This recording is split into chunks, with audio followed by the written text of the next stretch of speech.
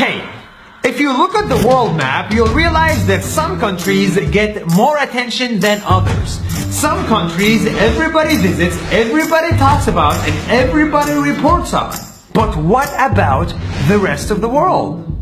What about the other countries that nobody talks about, visits, or knows anything about? What do people do there? To answer that question, I decided to visit a small country that I never heard about on the news, that my friends don't talk about, and that even I couldn't place on a map.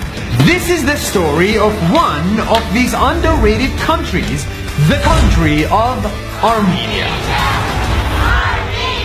And this story starts with water. Water, water, and more water. Everywhere I went, I saw small water fountains that were always on. I was confused. What's going on in Armenia? Apparently, this is how the majority of Armenians drink. They stop, they drink, they leave, and the rest of the water is recycled. They don't need plastic bottles anymore, and they are always well hydrated. I was no longer confused, I was amazed. This is the land of free water! The next day, I visit their schools only to learn that every kid in Armenia is taught chess. The only country in the world to do so. They have classrooms and schools dedicated just for chess. And after school, kids are sent to modern institutions to learn engineering, design, and music, and all of this they get for free here. I was amazed. Amazed at how a country I never knew before does so many things differently. That explains why Armenians are some of the best in the world at chess, like this grandmaster. That's why they are building huge technology companies. And maybe that's why they have a president who can engineer computer games and host you for drinks. Cheers with Armenian brandy, the best one in the world. What I thought was just another country turns out to be one of the oldest places in the world, older than Rome. This is the first country to adopt Christianity and build the world's first churches. I had no idea.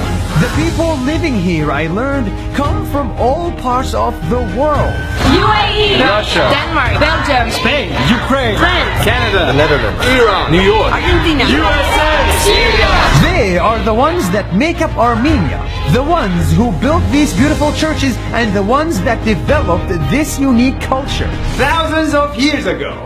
And because their country is so small, every night they hang out by the main square, coming under the dancing fountain. This is a beautiful sight of a community.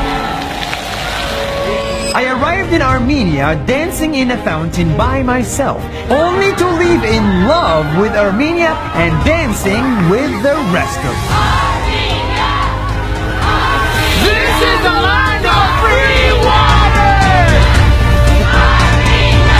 And all of this happened in one country I couldn't place on the map a week before.